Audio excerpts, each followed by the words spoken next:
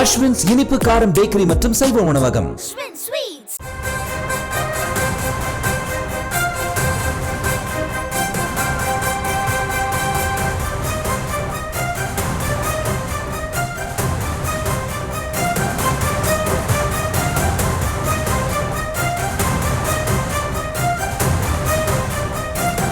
ராணிப்பேட்டை சிப்காட் காவல் நிலையம் மீது பெட்ரோல் குண்டு வீசப்பட்டதால் அங்கு பரபரப்பான சூழலானது நிலவி இருக்கிறது.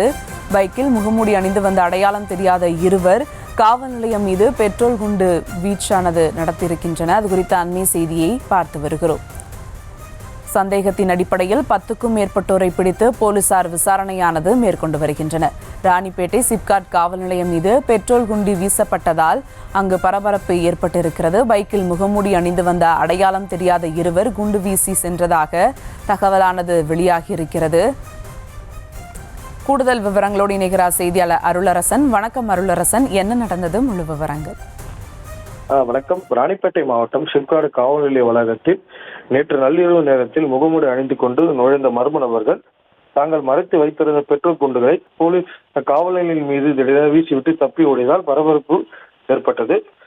ராணிப்பேட்டை மாவட்டம் காவல் நிலைய வளாகத்திற்குள் நேற்று நள்ளிரவு நேரத்தில் இருவர் முகமூடி அணிந்து கொண்டு புகார் அளிப்பது போல மெதுவாக வந்துள்ளனர். இருசக்கர வாகனத்தில் வந்துள்ளனர். இதனை போலீசார் கவனித்துக் கொண்டிருந்த நேரத்தில் திடீரென ஒரு 50 மீட்டர் தொலைவில் நடந்து கொண்டு சென்று தாங்கள் மறைத்து வைத்திருந்த பெட்ரோல் நிரப்பிய பாட்டிலை எடுத்து காவல் நிலைய வளாகத்திற்குள் வீசியதாக கூறப்படுகிறது.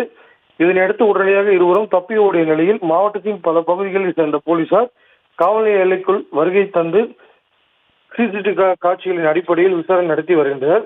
மேலும் சந்தேகத்தின் பேரில் சுமார் 10க்கும் மேற்பட்ட நபரை அழைத்து விசாரணை நடத்தி வருகின்றனர். இந்த விசாரணை காரணமாக மாவட்ட காவல் கண்காணிப்பாளர் விவேகானந்த சுக்லா தலைமையில் போலீசார் இந்த சம்பவம் குறித்து தீவிர விசாரணை நடத்தி வருகின்றனர்.